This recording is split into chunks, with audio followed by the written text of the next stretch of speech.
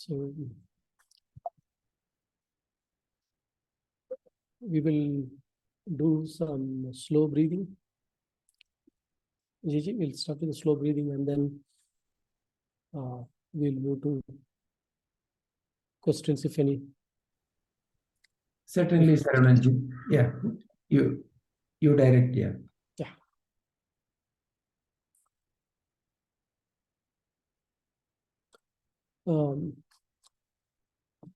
If we share the slide, you're seeing it, right?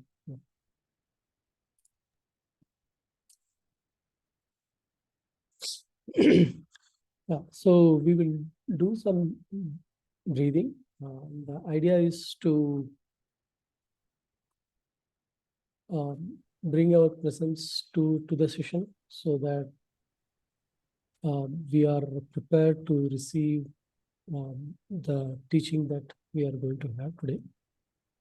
And slow breathing basically helps one to calm down the mind. And once the mind is centered, it is in the perfect place to receive. So what we see is in a regular state, in the course of the day, the breathing is a lot more faster and shallow, right? And we do not breathe fully. And this method basically helps one to be aware of that and like breathe fully, and helps you to calm down, slow down, which basically has a lot of health benefits with it. So I'll just tell you what we are going to do. It's a very simple exercise we are going to do. Just like breathe in slowly, fully, until your belly is like fully inflated, like a balloon. Hold for a count of 2, and then again slowly and fully release it until it's completely deflated. And as we do it, you'll see that the number of times we breathe in a minute, to me, it drops down to around 4 a minute. Right? And during this course of time, we'll focus on the breathing. Keep the mind to just observe the breathing, the air coming in, going out. Even if some other thought comes, just we come back and again just observe the breathing. So we will do this maybe for 3 minutes, and then we'll start again. So this is what, as I said, what we'll be doing. And let me know if there are any questions before we start.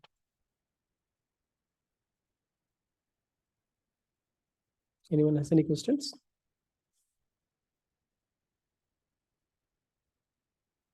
Yeah, if not, yeah, we can start now. So maybe I will guide and you can just focus on the breathing.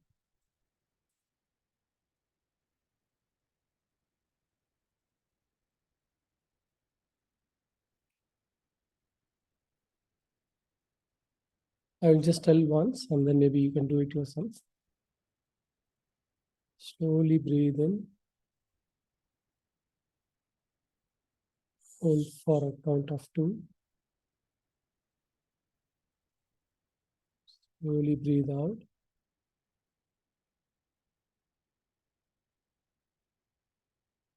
Hold. And continue.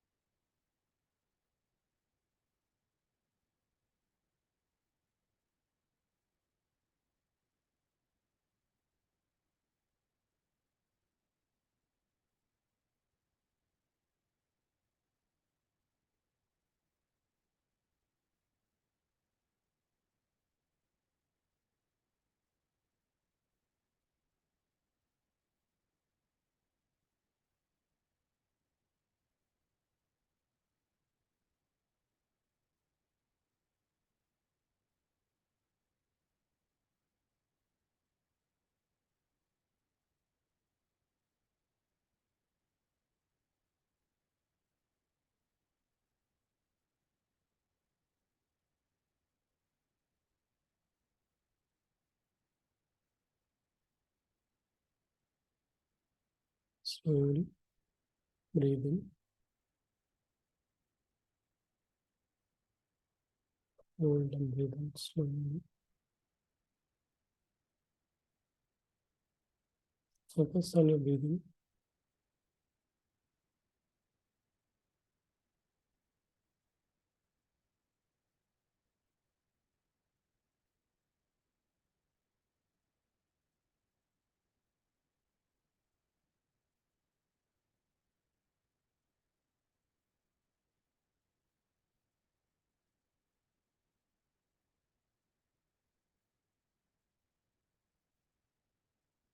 Let it be slow and steady.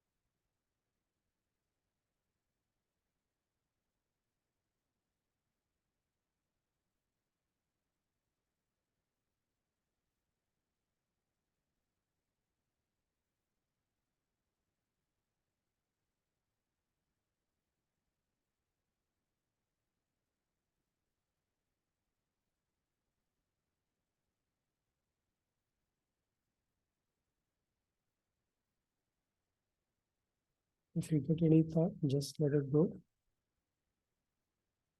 And back to breathing.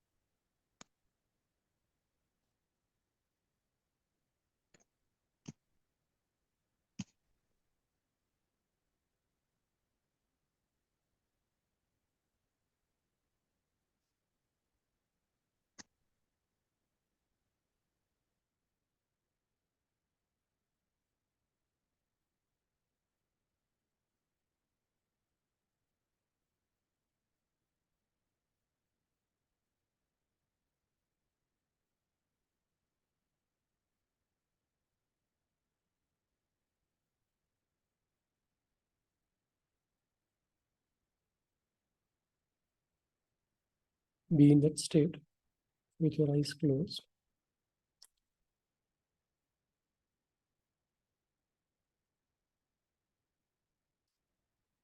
Now your mind should be very calm, quiet.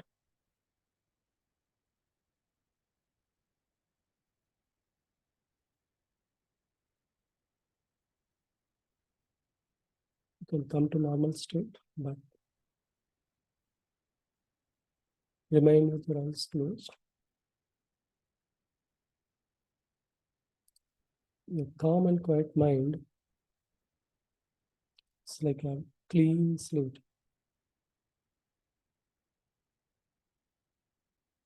Let's write a positive message about us, who we are, how we want to be. Just gently tell inside yourself that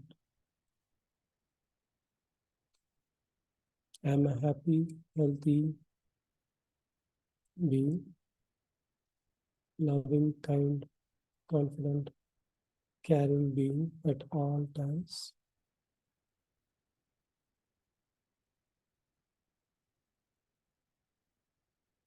And let's wish the best for everyone. Starting with your immediate family, the parents, in-laws, brothers, sisters, siblings, children. Let them all be happy, healthy, and peaceful.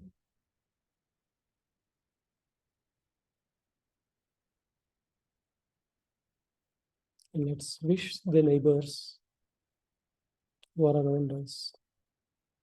Let them be happy, healthy, and peaceful.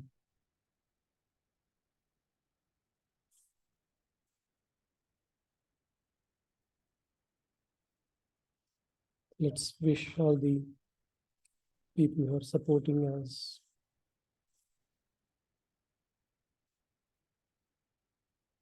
those who are keeping the streets clean, those who are helping us with the household.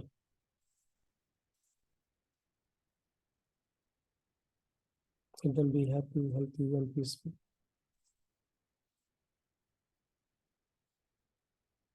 Let's wish the colleagues, if you are working, with whom we spend most of the time, let them be happy, healthy, and peaceful.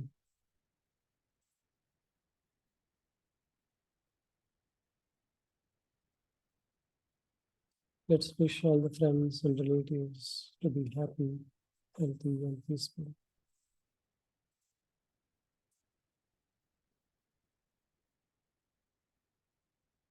Let's wish everyone whom we may not know directly, and wherever they are, be in the same city, state, country, everywhere, let them be happy, healthy, and peaceful.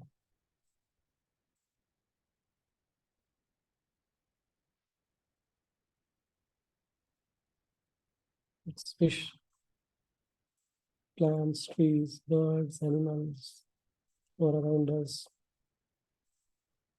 let them be happy, healthy, and peaceful.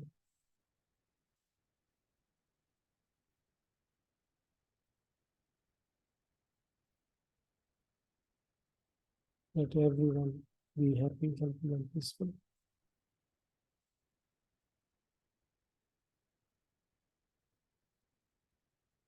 When we calm down, we can see this oneness that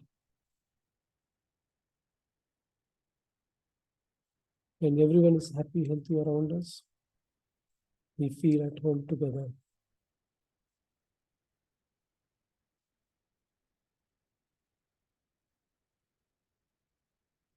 Let's always wish the best for before we start the day.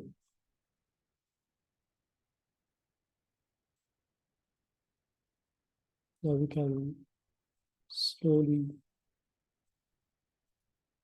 open our eyes. Before that, please rub your hands, create some warmth, keep your hands over your eyes, and open the eyes by looking at the palms.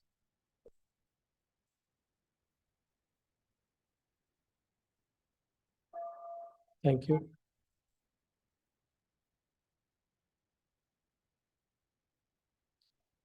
Yeah, so what we did now is I did two things. What we start as meditation here, we started with the slow breathing, and then we start by telling the things that we want to be, how we want to see, um, thinking positively, and then like um, thinking positive for everyone around us as well. And so this is something which I've learned from Vijayji, and I do every morning. And it kind of helps me settle down and start the day in a very positive way. Let me know how you felt, and if you have any questions, maybe we can discuss.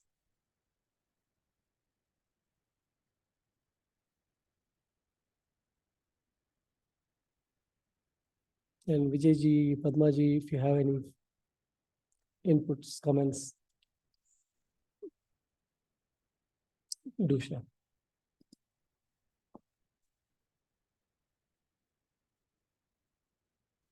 Yeah, we can discuss more about how this practice helps. As we learn the practice, we will see the benefits of it. Maybe you can go to the next slide also, Sarvanji. Yeah. Yeah.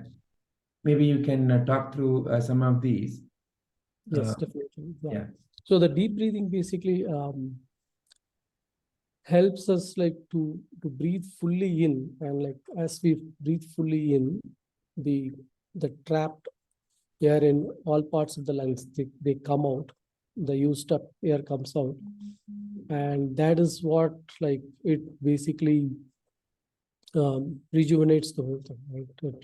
Otherwise, the shallow breathing, which we do most of the day, you can notice yourself if you just uh, keep a timer to see in a minute how many times you breathe.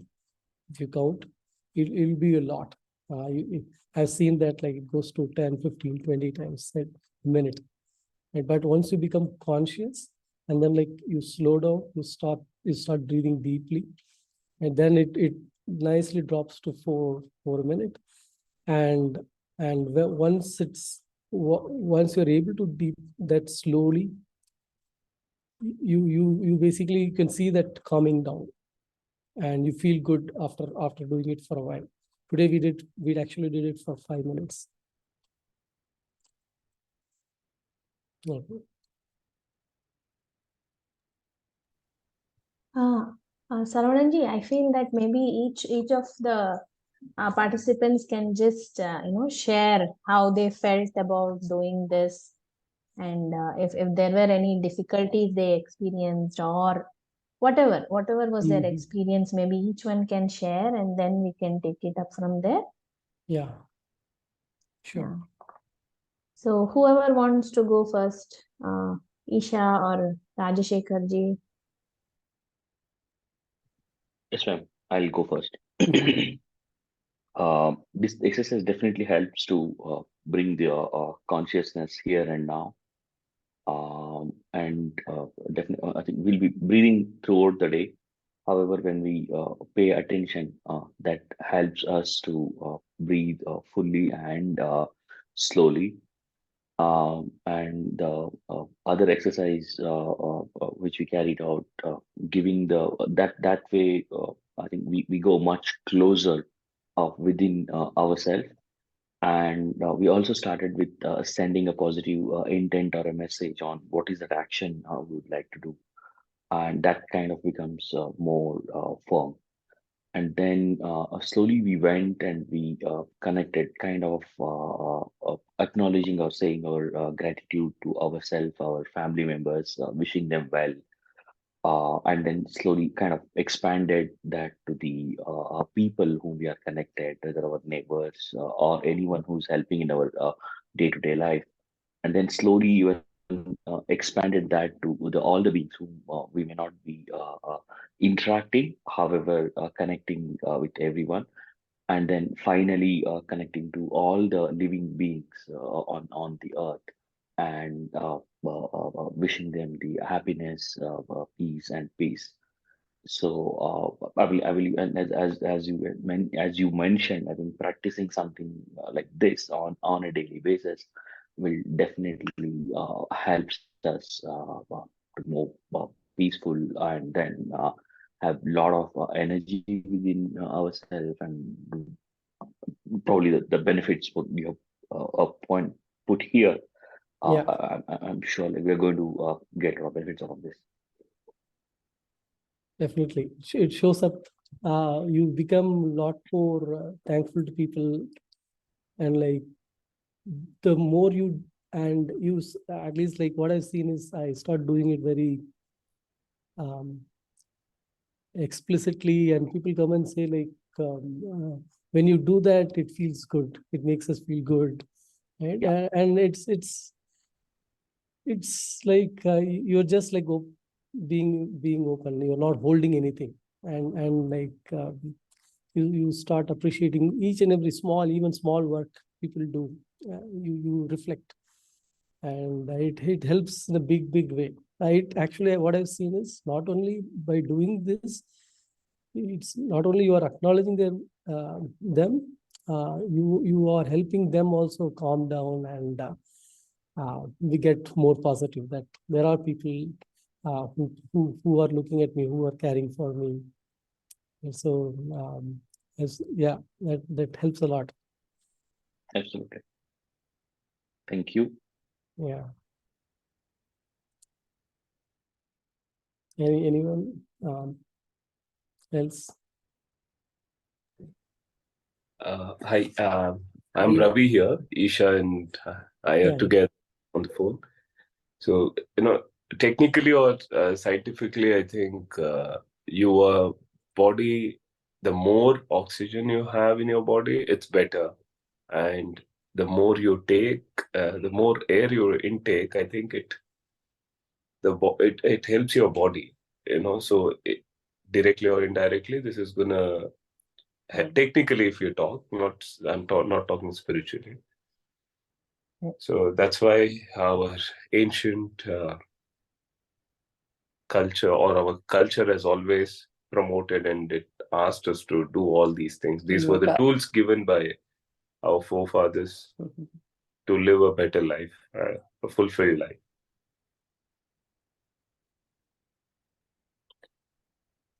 Thank you. Mhm. Yeah, because it's like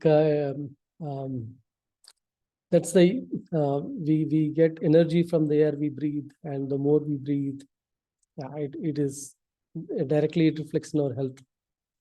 And I also feel at times it's like servicing the body with air, right? How you use water to clean, it's the and you do for long, it just you feel like completely grounded.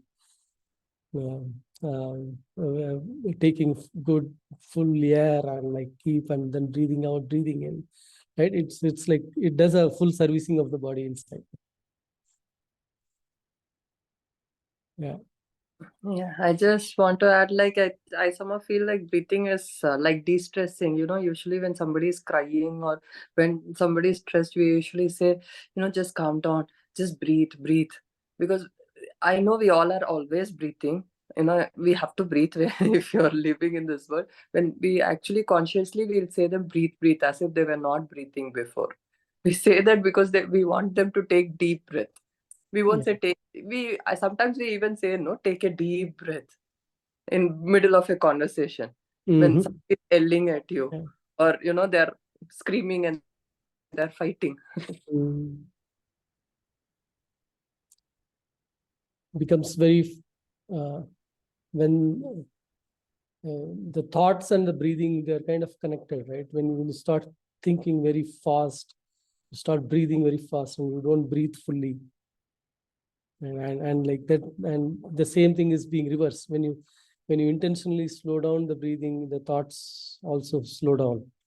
And when the thoughts slow down, you are able to think clearly, and you are able to think in much more detail as well. Otherwise, you are running quick, and you may not consider everything in making a decision, or what you're thinking. Things can go wrong. Right.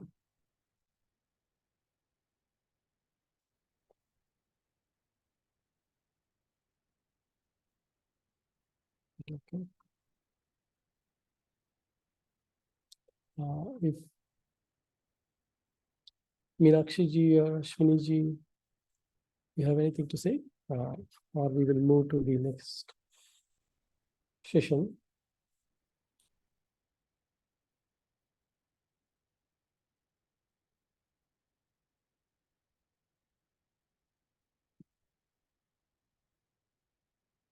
Okay, maybe we'll start.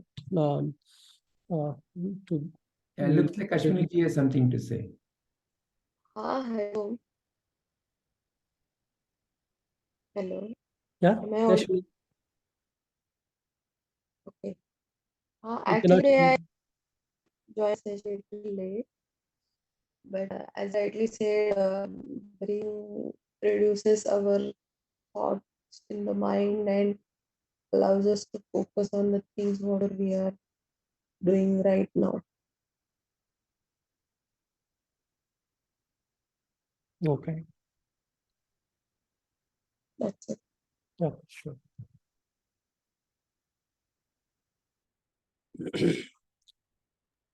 So we will start with Gita Dhyanam.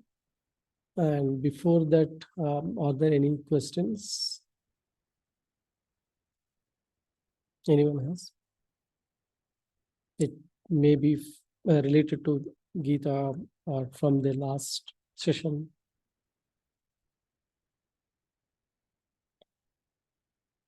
Yeah. If not, then yeah. So about Gita Dhyanam, before we start the Bhagavad Gita,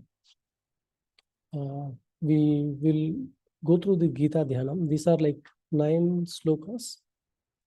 And the idea is to, as it says, meditate on Gita.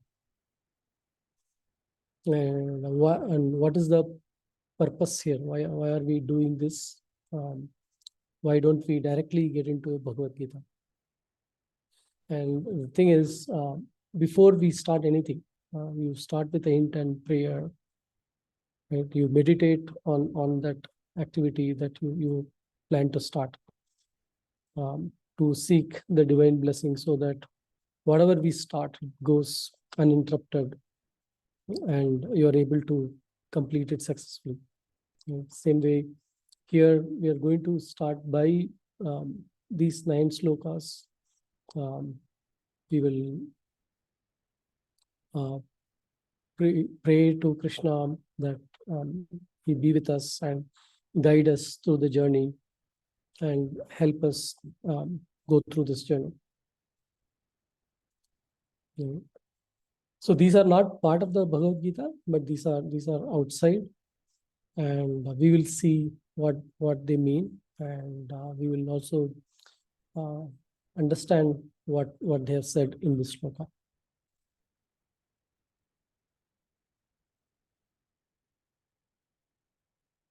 So we'll start by first reciting it, and then we'll go through the meanings as well.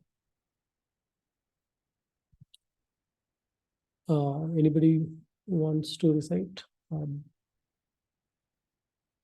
Shilpa Kalaji, or anyone new from the group? Sarvananji, I'll recite. Okay, go for it.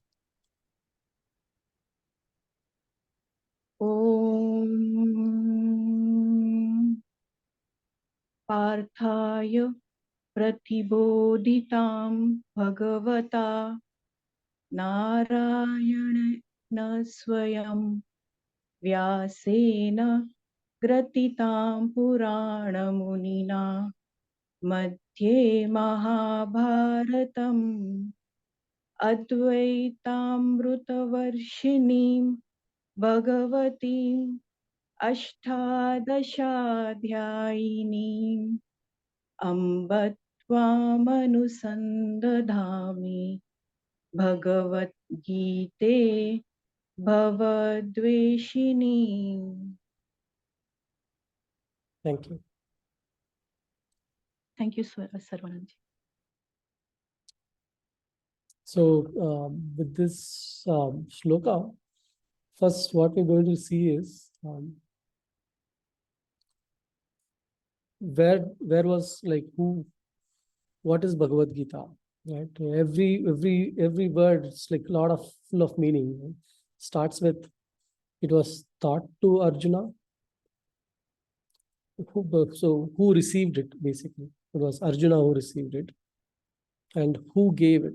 It's Lord Narayana himself gave it. And where was it given? In the middle of Mahabharata, war field, right? And how are we reading it? Written by Vyasa Muni. And so the first two lines itself covers all these things very clearly. And then it goes a lot more deeper. It says, "Oh, Divine Mother." Why suddenly now Mother? Who are they referring to? And they are referring to Bhagavad Gita self as a mother. Why? She who showers the elixir of Advaita on us. So this, whatever text scripture we are going to read, we are going to get something from it. And what is that we are going to get? It's saying like Advaita. And who gives the best food, the first food, who nourishes the child? It comes from the mother. So they're treating Bhagavad Gita itself, the scripture, as a mother, and so the food you're going to get, it's going to be the best one for you. And how is it there? It's like 18 chapters. It says the text scripture has 18 chapters. I am going to meditate on these. That okay. Give me I'm ready to receive, and it's at the end of receiving, what is the change it's going to do? It's going to destroy the samsara, the illusion, what the world we are in.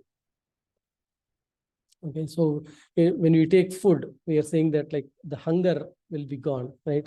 In this case, the Bhagavad Gita that we are going to take, what is it going to result in? It's going to destroy the samsara. So this one shloka, I would feel like we can go a lot more in detail. Right? So in the picture, we have given the picture. The idea is to see when somebody is receiving, what is his state? And if you see Arjuna in the left, right, he's ready to receive. He has kept down all his the tools, right, and he's in a state of seeking. And that is the best state where like you can receive any knowledge, anything completely, without having anything in mind. You are basically in a state of seeking. And that is what we are looking at from each of us as well. Like, are we in that state of seeking? So that what we get is like completely received. And what drove him to that state where he wanted to receive it? In the war field, where he was in a state of confusion.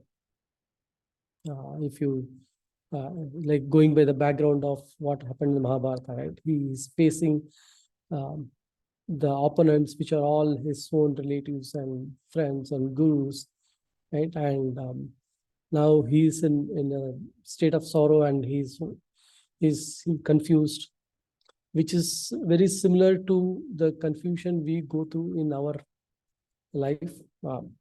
It comes from different ways, but at the end of the day, that confusion is what we call as samsara, right? Should I take care of my health or job and go here, achieve this, that, right? And that time, basically, you pray, and the Narayana himself, like when your prayer is sincere, he's there to give you. And what is he giving? Showers the elixir of Advaita. And that Advaita has so what is that Advaita he's talking about here? Right? He says that all the things that we go through, it is a appearance of the same Almighty. There is only one God, and or what in scriptures is referred as Brahman. That same Brahman is appearing in different forms, and when we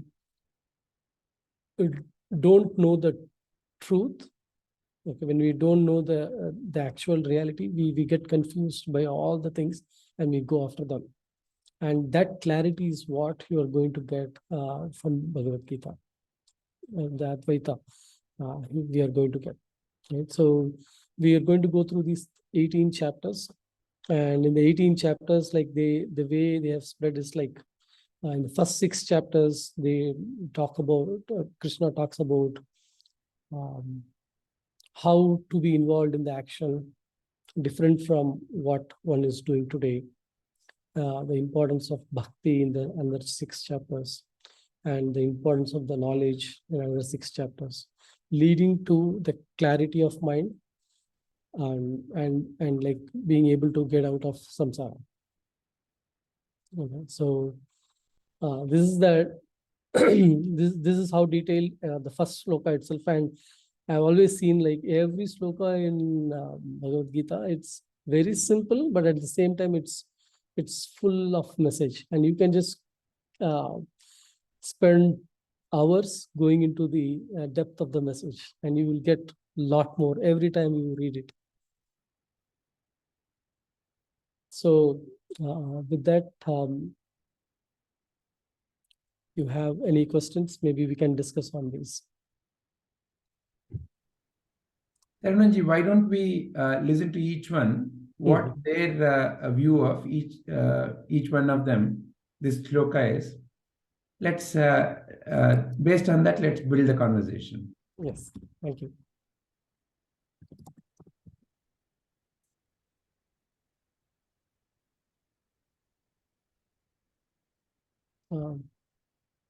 Yeah, you can call out the names, no? So that way they can specifically address. Ishaji, you want to start?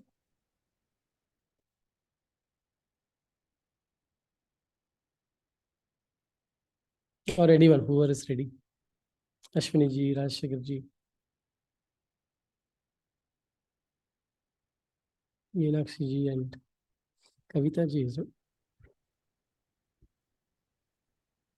So the whole idea is, as you read this shloka and then now you heard a short introduction, what is coming to your mind? There may be specific words. You may be wondering, what this word really means. Then you may be wondering, how is it relevant? See, most often the shloka is being learned not to learn for the sake of the shloka. You can put the question, okay, why is Bhagavad Gita study itself beginning with this Dhyana Shloka?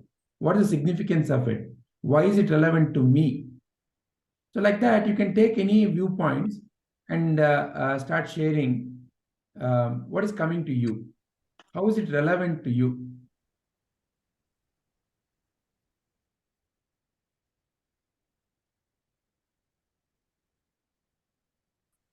I can share what's coming to my mind, Vijay and Sarvan. After listening to whatever Sarvan was sharing, and also showing the above picture about Arjuna dropping all the tools, and then listening to it, and then getting an understanding of samsara is a illusion. So I think the way I'm resonating it is taking a pause in what we are doing in our life. We are surrounded with so many things which we are doing, like consciously or unconsciously, and kind of taking a pause and then coming and then surrendering and then asking, hey, what is that we are doing, whatever we are doing, and why we are doing it. So kind of an introspection, and then getting an understanding on that.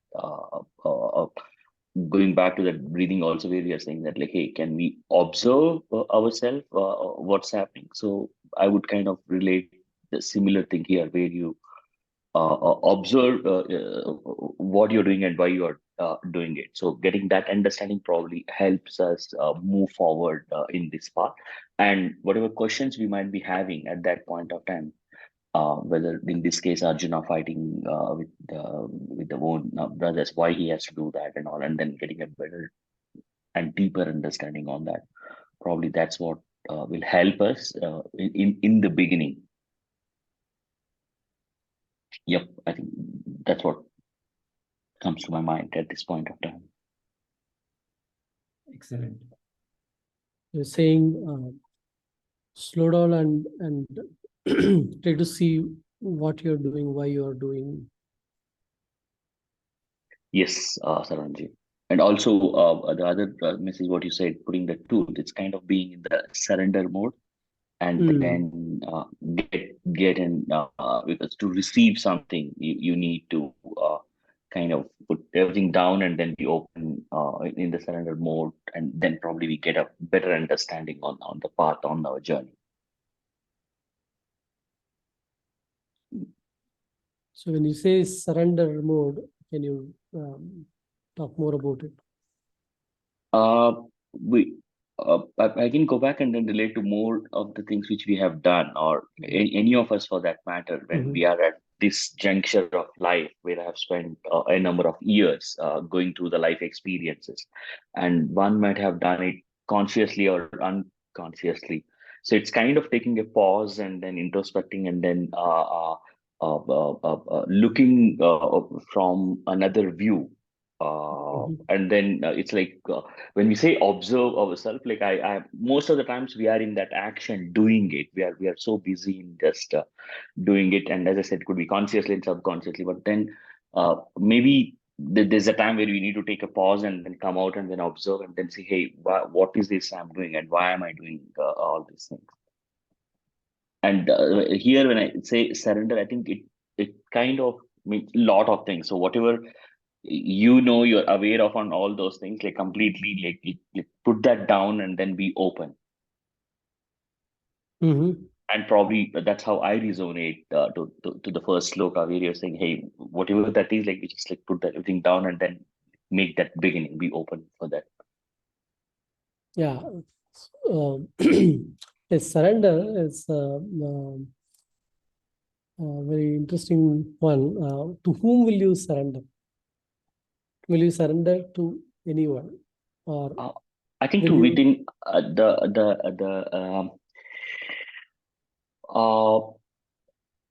to ourselves. I mean, because the divine exists within us. Okay, so it's completely being surrender and then being open to receive more. Because if I have to put something in, I need to kind of empty that.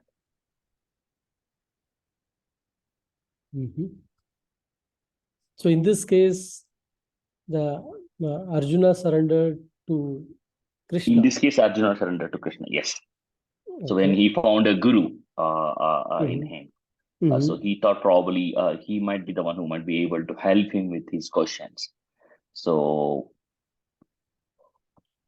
to get a answer. So probably we can resonate to so many things which might be happening in our life. So they say, and I believe in that when as an individual we are ready, the guru appears. Yeah, so that's why I wanted to ask you, like, so you said surrender to yourself, and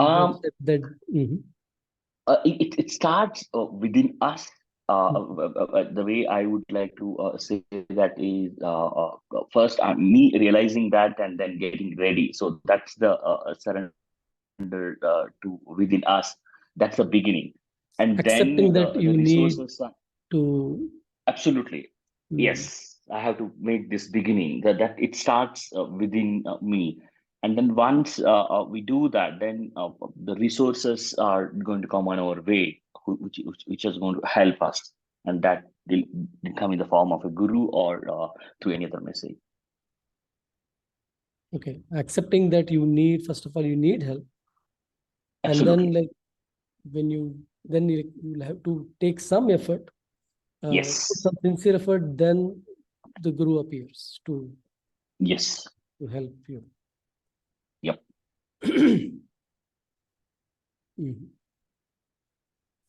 Yeah. Okay, maybe we'll come back after hearing to others as well. Surrender.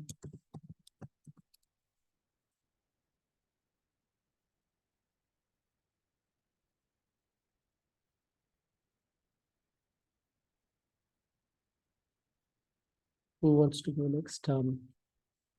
Minuji, do you want to share your view on this sloka what you are getting, or you have any questions? Hari Om, everyone. Hari Om. I felt like whatever comes in our way, we should just do it. That's the thing I learned, that I understood.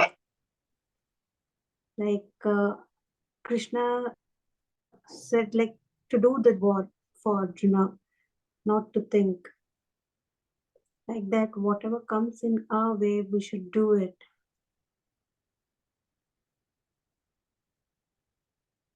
That's what I understood. But can it be anything that comes? Because people do a lot of things, and sometimes it can hurt others. No, not like that. Like in a good manner. So in this case, what was he doing then? He was fighting a war, and obviously he wasn't feeling good about killing people. No, not like that. It's the way the dharma, like that. That's how it should be taken. Like what Krishna said, it's like fighting to the own, like evil against, like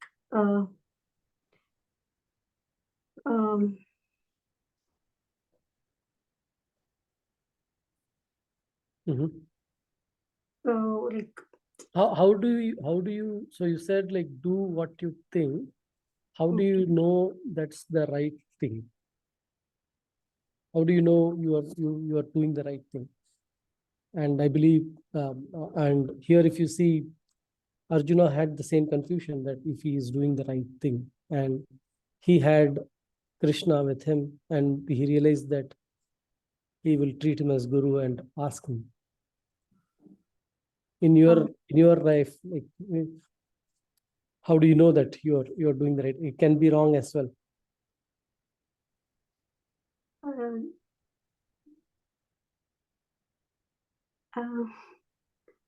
I'm not sure.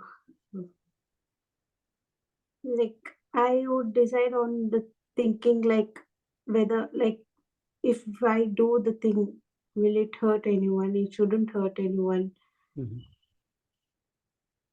Okay. And I decide on my thinking.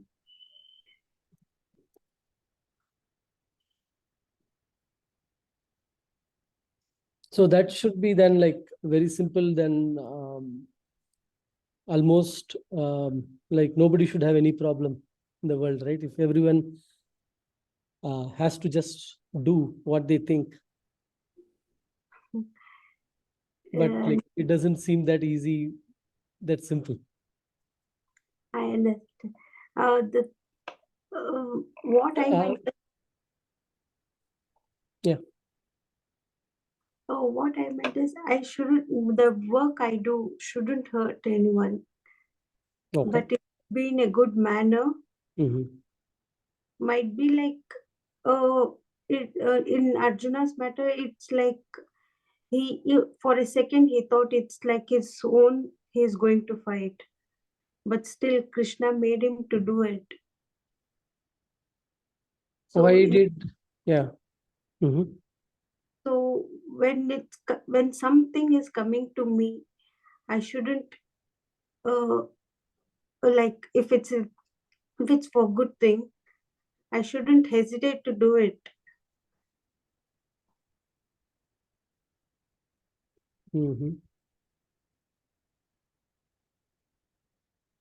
So I think like it's a God-given thing. Like God has sent that thing to me to do it. Okay. So that's how you do today, and it's fine with you. Everything is you don't have you have good clarity in that. Might be it's not wrong, but like I feel that if something is coming to me, it is sent by God to me. So okay. You're going by your thought, right? You get a thought that you have to do it, and you hold on to it, and you go and do it. Yes. And one thought leads to the other, and we continuously keep running them. Not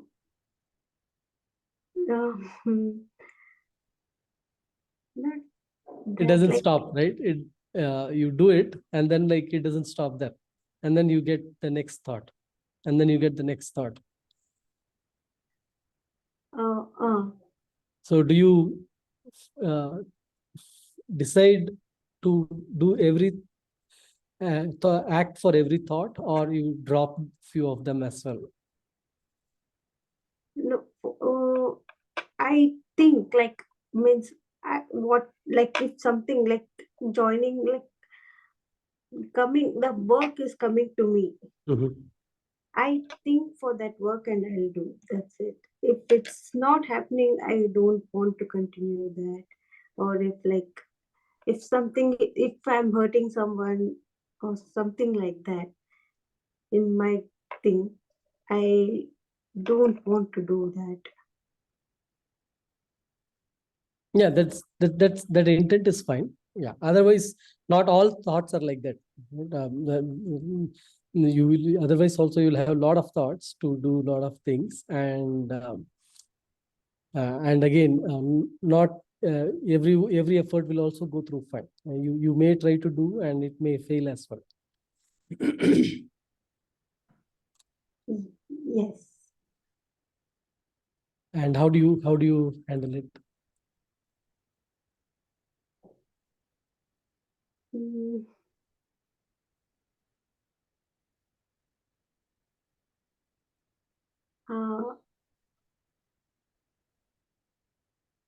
Might be in a different, means like I might give it, like I might think like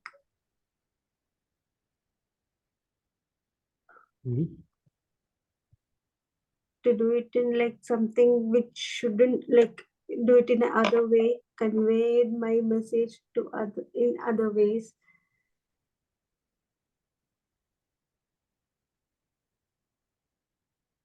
So what I've seen is, even to do, you need the right knowledge to do. And if you don't have the right knowledge, or if you have the wrong knowledge, you may end up doing in the wrong way. It was not your intent to do wrong, but if the knowledge is not there, right, it may not give the desired result as well. Yeah. Right. So the question is then, like, do we have the right knowledge? Do we have the right tools to do? No, like, means like in particular matter, if the matter is very new to me, I will, if I don't have the basic knowledge also, I rather do some research, and like means I think, research means I think, and I'll do it, like asking someone elders to do it, or I would rather not do it. Okay. So in our scriptures here, like, we are going towards the knowledge of self itself now. Do we know about ourselves, this body and this mind, and to be able to use it in the right way? Well, the shloka is saying that only, no? Showers elixir of Advaita on us. So eventually he'll come there. Yeah. So I just stepped out for a minute. Have others also spoken? Sorry. No. We're still going through one. Okay. Yeah. Minuji. So you said, like, you will do what you think, and as long as it doesn't hurt others, and you will do everything that has come to your way as a thought, because it is God given. It has come to you, and you will do it if you have the right knowledge. Otherwise, you will not do it. True. Yeah. Only thing is, but you may not know whether the knowledge you have is the right or the wrong one. No. Until that happens. Take an experience. Like, I'm sorry? I would take it as an experience. Experience. Good. Yes. That's very true. And we learn from that experience. Okay. Yes. So that's why life becomes experience of ups and downs. Some click, some don't click. We fall down, we get up, we have to continue to walk. True. Okay. So here, how are you relating that? How did you relate your view to this shloka? Same thing, like Arjuna didn't have any experience in like fighting or fighting against his own. He took it as a guidance from Arjuna, Mm. and he did that. So in the same way, like if I'm facing any situation, I might give a thought. If I Mhm. didn't get any prospect, I might take a guidance from any of my elders, my well-wishers, or something Ah, like that. okay. And I might take it further. Okay. Okay. So that's that's the people to whom you basically reach out to or surrender to and seek help. It might be, yeah. Mhm. And yeah, okay. So you're going to you are basing their experience to get help and to do your work. True. Okay. That Okay. like that's how I've like like I've experienced most of the thing. Mm. I talk to them most probably, like I take the advice, like I discuss with them, and I might take it further. You want to learn from their experience. Yes, and like yes, that's right. But I want to experience that as well. As well, direct experience as well. That becomes an indirect one, but you want to experience directly. But then, like with one question there, with these changing times, with so many things changing, these days, sometimes we feel that even the elders cannot guide that easily because it was in those days, their times it worked. In our times, it will not work. Have you felt that? Yeah, many a time. So what And happens then? I sometimes take my dad's advice, and like I used to say, this didn't work for me according to you. I tell him that. Yes, right. So like basically we are looking for something that works always. It doesn't matter which age, which generation. Every generation, if there is something that works, then we can rely on. Yeah. Yeah, we are actually coming to that. What we are talking about is eternal knowledge that doesn't change. Is can be applied anytime, any age, right? True. Otherwise, what we get is the knowledge for the time, right? And as times change, this knowledge, like we used to use calculator some time back, then now Now computer, mobile. then Yeah. smartphone. And the elders feel disconnected. They say like, oh, okay. We were not exposed to these things. True. Okay. They say that many a times, like we didn't do this in our generation, like we didn't have this in our generation. They say that, yeah. So that's way too common. But most of the time, uh, like it will give our experience to them. See, this generation in this situation, this is what has happened. This is what we have taken, like that. I might share it to him. Thanks, Manoj. I think we shared good detail. Thank you. Who wants to go next?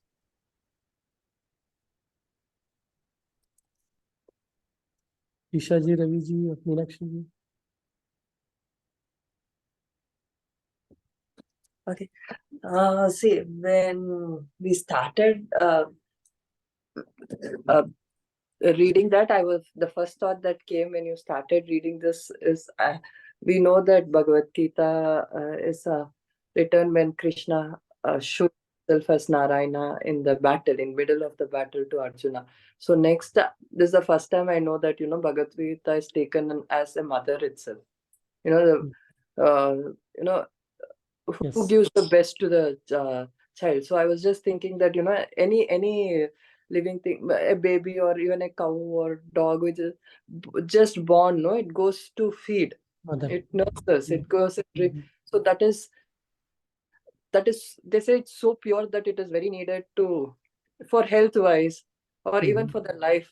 See, it may not quench your hunger, but it keeps you, it's very important in life. So it's not that, all of a sudden you're filled, your tummy is not filled, but it's essential. Mhm. Okay, that's the only thought that came. After that, my mind went to Battlefield, that serial where it becomes all, everybody, nobody can see, it becomes all dark for people and only Arjuna could see Krishna. I was only thinking that, that episode where he shows, I'm really saying, I was only thinking that. But when you said thought, there was some conversation about thoughts also from Minus or the first person. Then I was like, the battle, Arjuna is fighting battle against his own, right? Everybody he's hitting is his own. It can be anybody, like blood relative or his guru also. So most of the time when we are fighting, we are also fighting with our own only. It might be our thoughts, it can be our actions inside our head. Every thoughts need not be acted upon, Yes. right? So Yes. sometimes even like when I'm working, or I my thoughts go somewhere else, right? I may even think of online shopping, or I will Yes. think, something else other than what I am doing. So we Correct. have to fight that thought and come and Yes. do what is right for that moment. So that I thought later, after when you all were Wow. talking. But initially, I only thought that mother part, and I went somewhere else. Yeah, it's all symbolic, right? The war field is one symbolic representation, Of but there are different types of war, and it's like applicable to all these war fields. And like, yeah, definitely we fight the battle of our own thoughts. Do this, do that, and like, should I do this, do that? I'll go nuts if I do everything. And like, what is the right thing?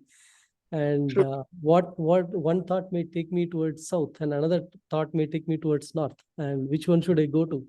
I am standing in this four-way junction now, right? East, west, north, south. Where should I go? Where should I go? True. See, even when these days work is online, I mean, we are working from home and everything. When you open one screen, we know system is there. Without internet, you don't work. You feel like going to the next screen and, seeing something else.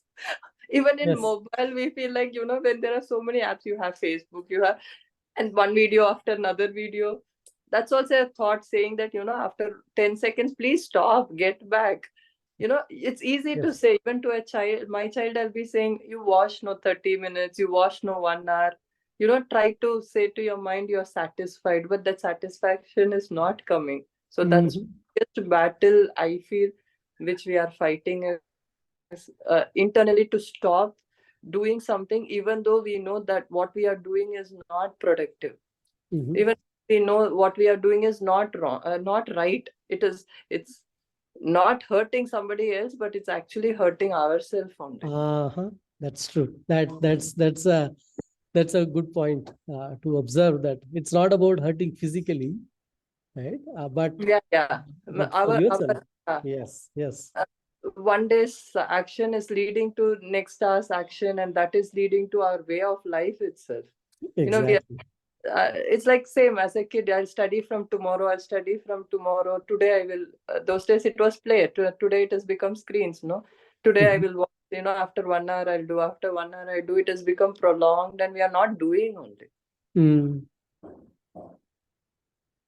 So it becomes now The thing is, one, the thoughts, like it's like non-stop, in the sense like you are in a battlefield, and like it doesn't stop. And people keep Yeah. coming in and shooting arrows at you, and like how do you stop them, right? How do you stop? Yeah. How do you stop the thoughts? Because it's going to take you to infinite actions. One. And number two, then again the question goes back to which one to act upon. That requires the right knowledge to know.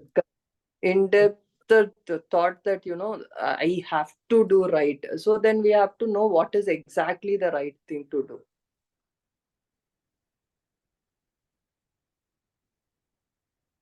Perfect. Yes.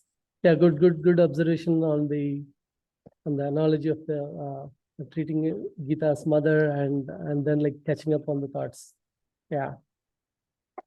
That's the whole of scriptures, whatever we have read, it's all about these things only.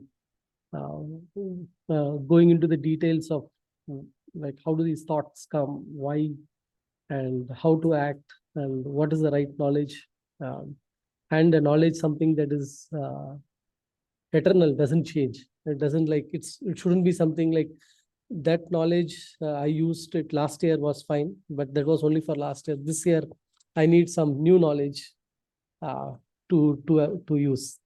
Right? That's not going to be helpful. Yeah, correct. It is like academic curriculum, 6th grade one, 7th grade one. You know, the truth should be like forever there, which you use for all our life. Correct. Yeah. Nice. Thank you. Thank you. Raviji wants to add to anything, or? No, honestly, I was not concentrating. I'm sorry. I was in my own world. So you are fighting your own battle. No, now when I'm listening to you, I felt embarrassed, so I thought I'll admit it. That's the reality. Each one is fighting the battle of thoughts, and then like you lose track of what you are doing. And now the point is, how do you know what I'm doing is right? You don't have to say sorry. You need to know which is the right one. If that was the right one, you did that right one, right? And if not, it makes sense to figure out why did you go to that battle, right? So that has to be the interesting one for you. And or like that's the knowledge we are going after, which leads to distractions in life. And then like at some point of time, you figure out, okay, what am I doing? I'm just like running around everywhere. And is there a direction for me to run? Right? If not, you'll be running in circles, and like you'll be in the same place, and you're trying to figure out. And that basically leads to, at the end of the day, frustrations, saying not going anywhere.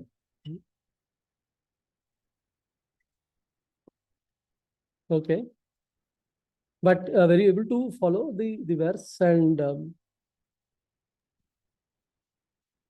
Yeah, I mean, actually, see, I'm trying to understand, because all of you are collating it.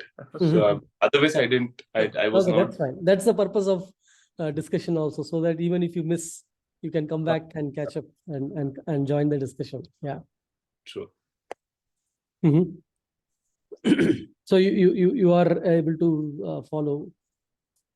Yeah, I mean, maybe, now that I learned my lesson, I'll concentrate. I didn't know you'll ask me a question.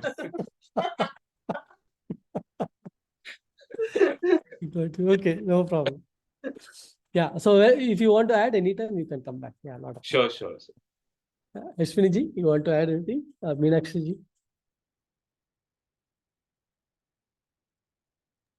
Hari Om, Ashwini. Hello. Yeah, Ashwini ji. Actually, what I would like to add, what shloka says, if we go by shloka, it says the Bhagavad Gita is Divine Mother who showers on us the Advaita. Maybe the Bhagavad Gita is trying to teach us that um, there is no another one, there is no two, it is only one only. So all human beings or all beings are one. If we think of soul, so there is only one.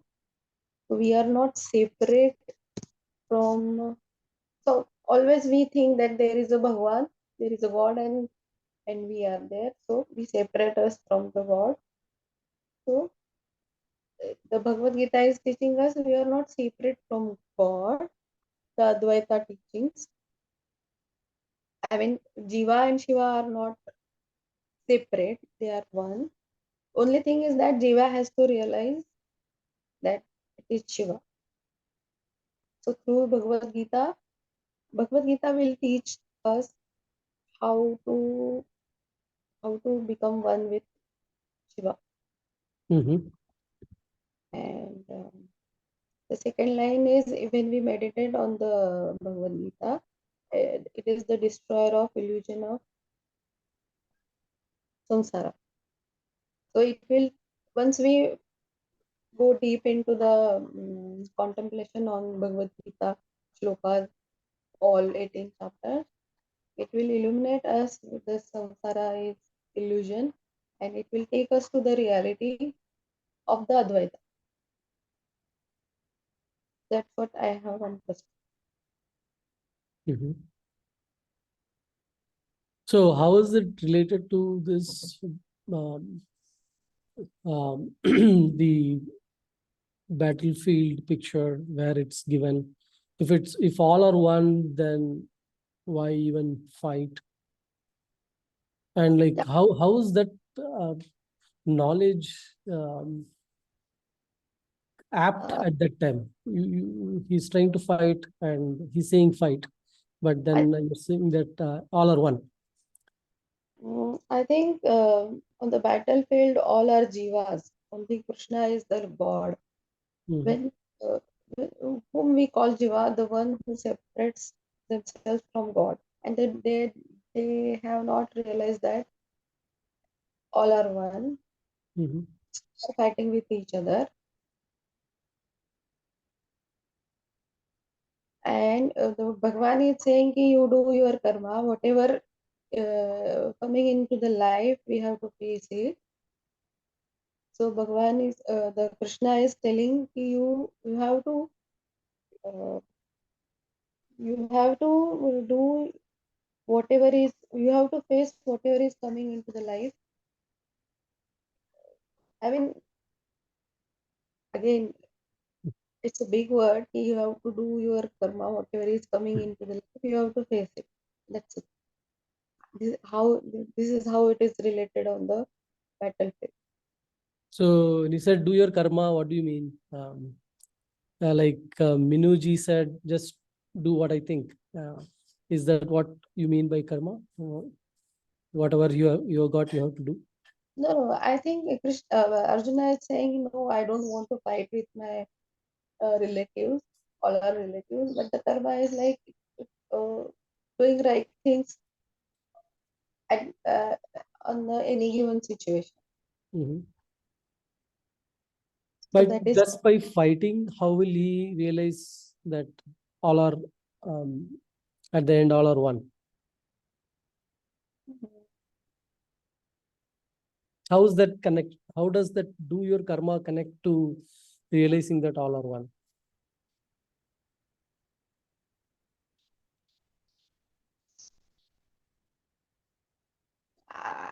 I'm missing this. Okay. Right. Yeah. So one is you're saying do your karma, and the other one is saying like all are one. But not so this realization is not there for the Arjuna. Okay. That all are one. Okay. Okay. Then Krishna is trying to explain the same thing, but at the same time, Krishna says, I mean, somewhere I have when I have seen Mahabharata, some short, Mhm, and mhm, it says ki, the one who wins is I am, the one who loses is also I am. The one who's died on the battlefield is also I am. mhm, The one who is killing is also me, and the one who is being killed also me. mhm. So this is how I have understood. But then I don't know. I'm not able to explain. Okay.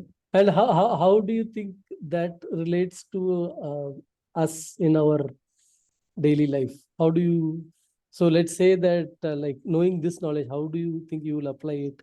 How does it help? Okay, in daily life, even if we came across any unpleasant situation in the life, Mhm. we'll have to do whatever right thing at that in that situation.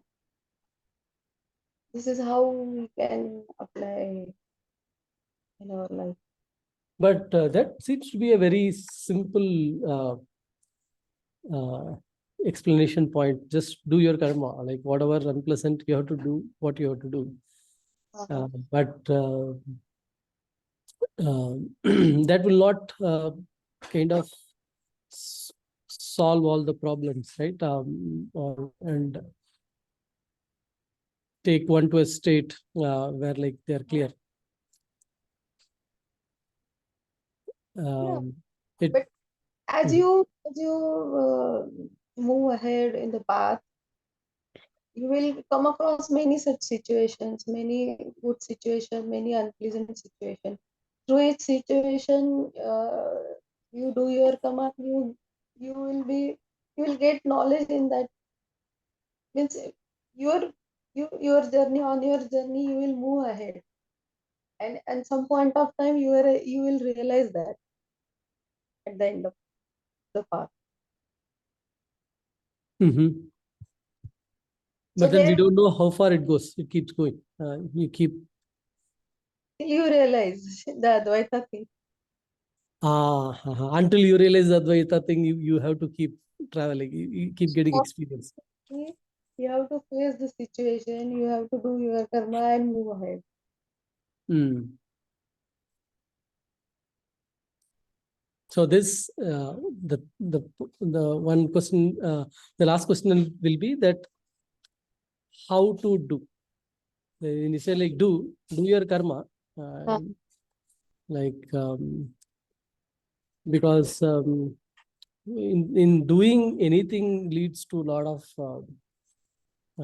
happiness and sadness. If it works, you are happy. If it doesn't work, you are unhappy. Mhm. And then like you're going to keep remembering that all the time, right? And it's that's not going to take us to the state of um,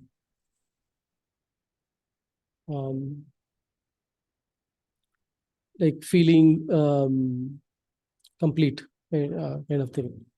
Yeah, but Satisfaction. The satisfaction doesn't come just like that, right? Sometimes when you do a karma and it is successful, you want to do more because it makes you happy. So if it makes you happy, you will go and do it again.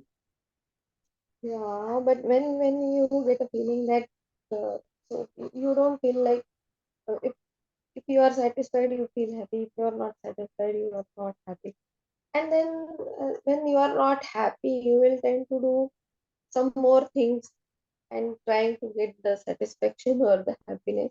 But Mhm. even if you can get at that time also, then you'll find that no, there is nothing in this, and you may realize that this is all is this all samsara is illusion. So there is nothing in this. Then you will tend to do awesome 10 more things. You will, if you didn't find happiness in 10 more things also, one point of time you will feel ki there is nothing Hmm. doing this. Why? Okay. Okay. And then Okay. you will realize the final thing is we have to understand our own self. Okay. Which you find that all other things in the life we are doing are temporary, we can say, or not. I cannot say meaningless. There is some meaning. They are temporary, just passing phase in the life, and ultimately, maybe Gita trying to say, Bhagavad Gita is trying to say that you have to understand, you have to realize your own self, giving up the illusions of samsara.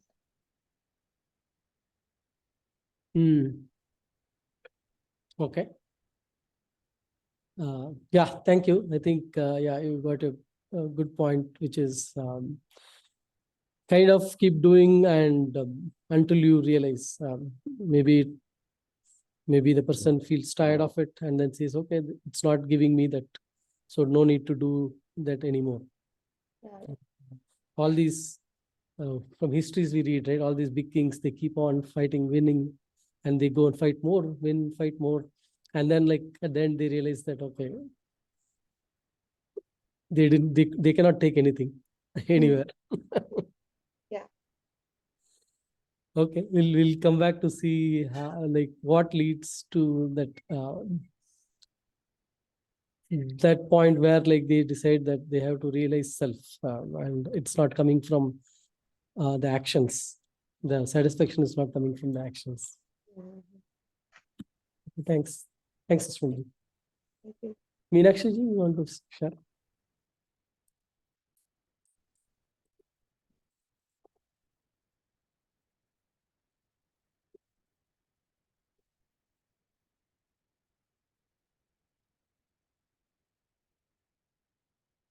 Maybe we'll wait and see. Padma ji, now you can add.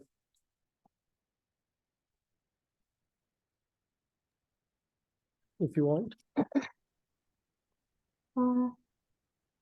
Yeah, I think it's the how I feel is just like Arjuna had lot of Arjuna was having the example given in Mahabharata is the actual battlefield, whereas I feel that all of us are fighting these battles within us every day. So the study, the knowledge of Gita is relevant even to us to deal with our day-to-day situations, as each day we are also going through such battles within us. And when we have the clarity emerging, then we are able to do the right actions at any given point of time, depending upon the situations that are coming to us. And when we have the clarity, we are able to take the right decisions for in which everybody is benefiting and not just us. And what is that knowledge? I think that will come to us only after we go further. We are just at the Dhyana Shloka stage. So I think the knowledge will come to us as we start exploring. Yeah, that's all. Yeah, thank you. Yes.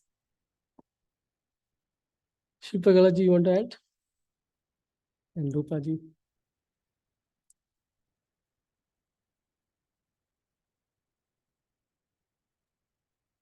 Sarvananji, it's like all of us are Arjunas, like how Padmaji said, we are fighting our own battles. So, like Arjuna, he's a Kshatriya, and for him, his dharma is to fight the battle and not run away. So that way, for us, also, like since we are into now, studying Bhagavad Gita, we have to, follow, do what has to be done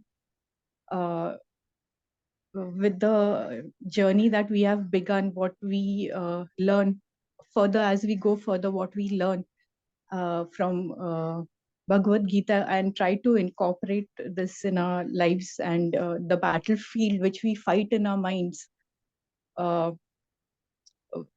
there would be peace. We won't have to fight the battlefield within us every moment. So with Bhagavad Gita will help us to to lead a peaceful life, a peaceful, happy, healthy life.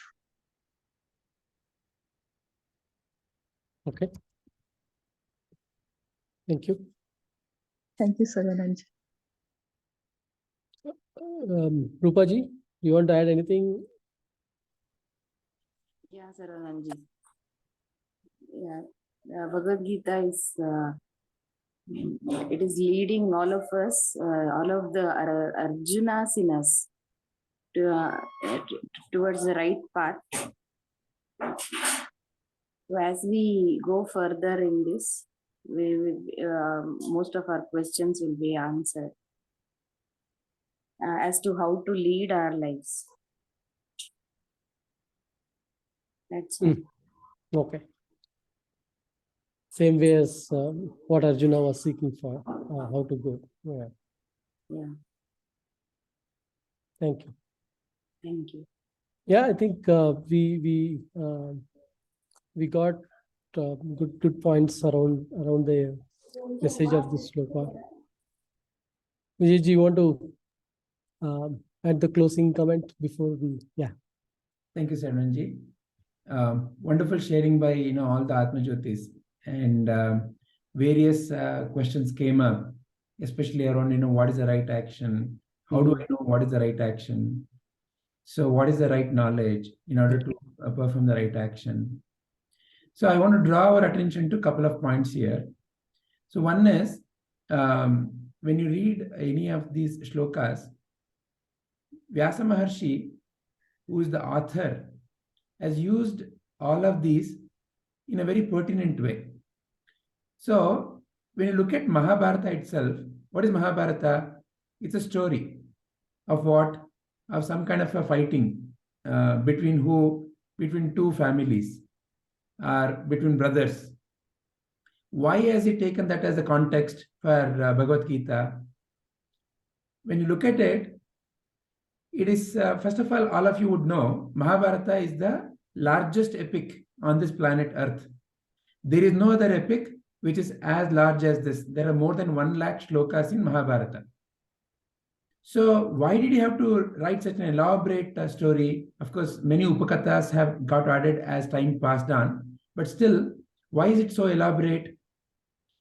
So when you look at the characters within Mahabharata, whether it is Duryodhana, Dushyasana, Dhritarashtra, Bhishma, Arjuna, any character, every character has a certain way of leading life and a certain way of behaving. So, in one sense, each character is a profile of a certain human characteristic. Each character shows various kinds of qualities that are there in the human mind. So Mahabharata, in that sense, is a psychological profile of the human. Any human and their behavior characteristics can be found in one or the other characters of Mahabharata. So first of all, that is the kind of the drama stage that Vedavasa Maharshi has picked up. And he has inserted Bhagavad Gita at a particular junction in the Mahabharata. So it is like Vedavasa Maharshi's Bhagavad Gita was not needed till that particular junction. Till there, everybody was going on with their life, with whatever the way they felt is right. Till then, Duryodhana fought for the land. Dushyasana thought that he had to follow his brother's instructions. So like that, everybody did whatever they felt was correct, including Arjuna. If you notice the wonderful nature of this Bhagavad Gita, Arjuna has been a friend of Krishna. From when? From very long. But when does he get into this Bhagavad Gita? Only in the battle of Kurukshetra.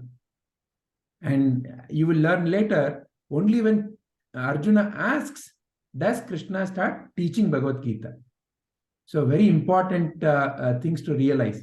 that only when there's a churn in life, only when we have seen the ups and downs, like how all of you wonderfully put so far, only when there are ups and downs and so many losses and wins, insults and praises, the mind has gone through lots of churn. The battle so far has taken a toll on us. It has taken a toll on us in terms of, oh, I feel so sad, I feel so angry, I feel so irritated, I feel so stressed, I feel so let down. I don't want to talk to that person. I feel fed up. So all these kinds of feelings get pent up. How? Because we are going through our rigmarole, our day-to-day life. All we are doing is, we may not be fighting the Arjuna's war, but we are fighting, as you all said, our own war. So our own war, what is the then way to fight this war? How to live this life? We may not have to take that extreme words, fight the war. We have to simply live our life in a meaningful way, in a purposeful way, in a way that makes us feel happy, healthy, peaceful, and makes others around feel happy, healthy, peaceful. What is the way? And that is the second part of the shloka. Advaita Amrita Varshini. So, Advaita, the word Advaita, Dvaita means two, Advaita means no two. So, fundamentally, when I look at my life, I see I am there, the world is there, and maybe, depending upon my own belief system, maybe there is a God, maybe there is no God. Either way, God is there or no God is there. Also, there is a concept, right? So there is some fellow called God or no God, and there is world, and there is me. So we are living life with this kind of a viewpoint of life. I, world, and God. So are they really three? Or is it really not there? That clarity, that realization has to come in. And how does it come in? It comes in only through careful examination of what? Of our day-to-day experience. And what is our day-to-day experience? That is samsara. What is samsara?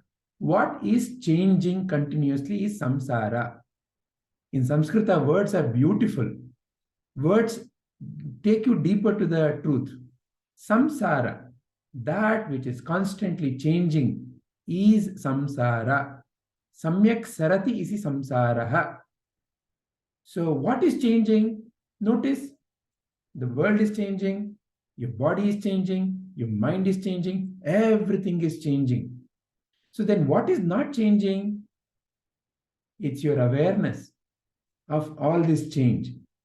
So only through right kind of understanding of life can I lead this life in a way that makes me feel happy, healthy, peaceful, energetic.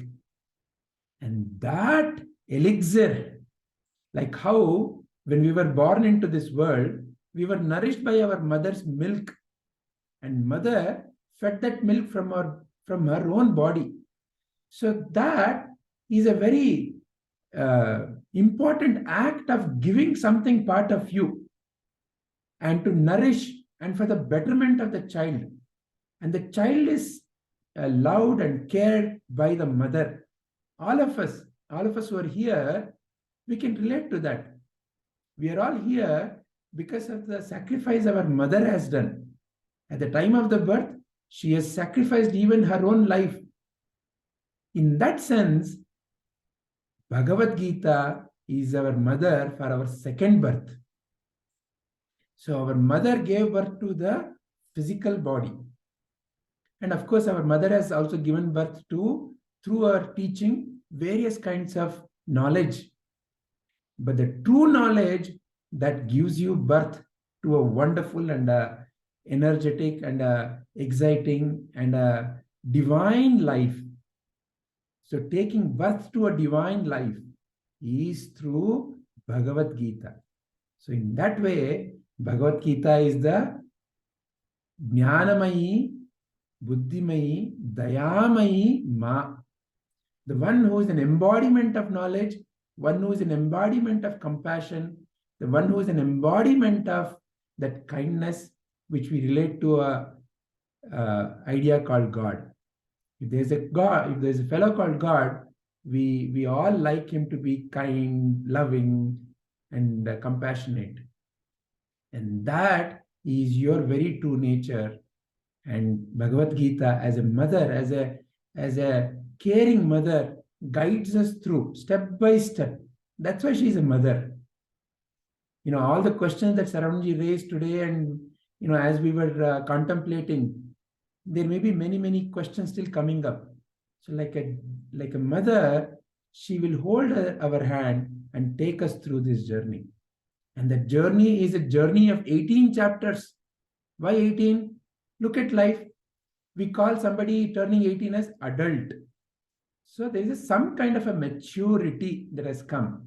This is some kind of a awakening that has happened. So in a similar way, 18 chapters, step by step process. So all of that is the elixir, not to the physical body, but the fundamentally elixir to our fundamental understanding of life. When there is clarity in our understanding, then the clarity in action emerges. When there is clarity in action, then only I can create the right circumstances within me and around me. So let us all pray and let us all have the sankalpa that may this Bhagavad Gita study lead me towards the greatest and the highest knowledge within me. And through that, let me be a divine light of this knowledge and help the others around me. Thank you very much. Thank you. Thank you, Vijay. So with that, we will move to the ending prayer today. And if there are more questions, maybe we'll continue to discuss in our group, and we'll continue in the next week as well. Is that fine? Thought? Yes, sir. Yeah.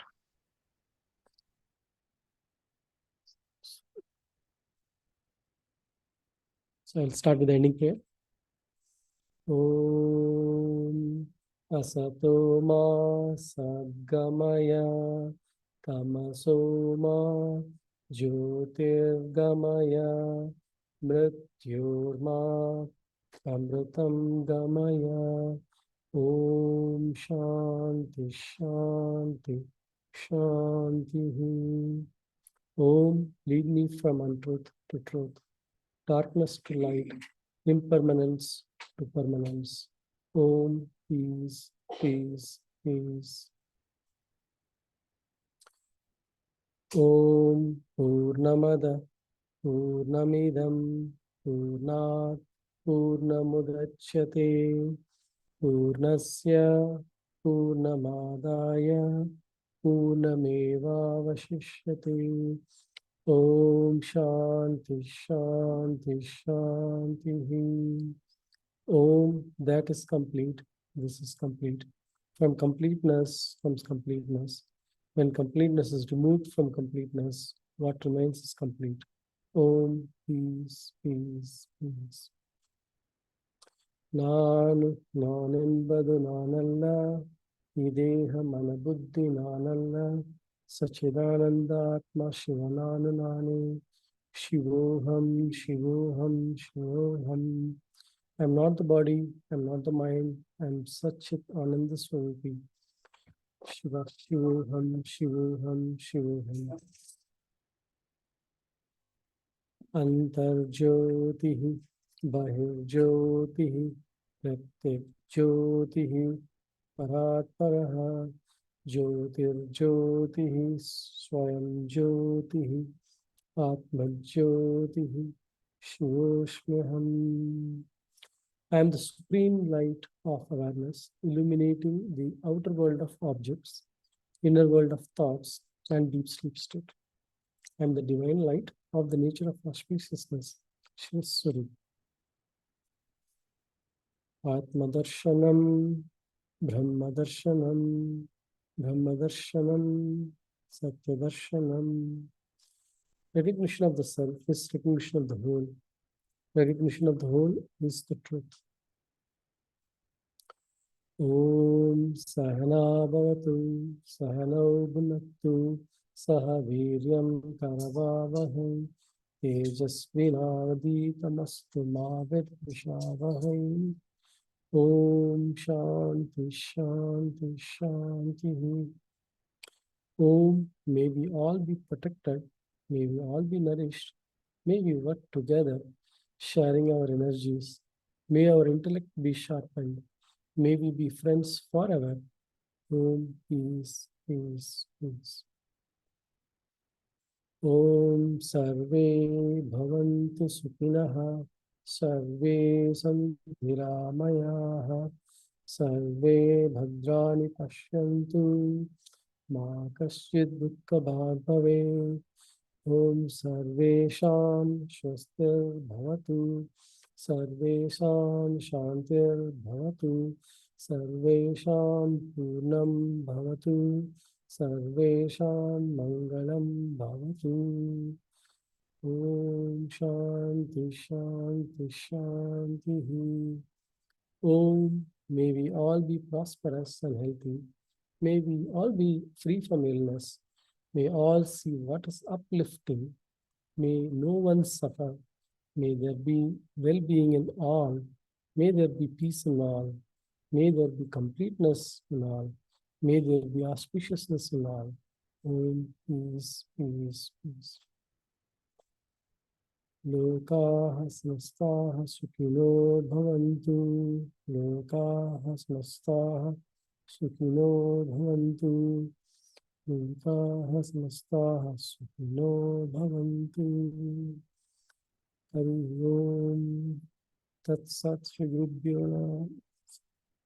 Sarvam Krishna Arpanastu. Thank you all. Thank you. Thank you. Thank you all. Thank you, Thank Sarvananji. you. Hari Om. Hari Om. Thank you, Sarvananji. Hari Om. Thank you, Ji. Thank you, Meenakshi.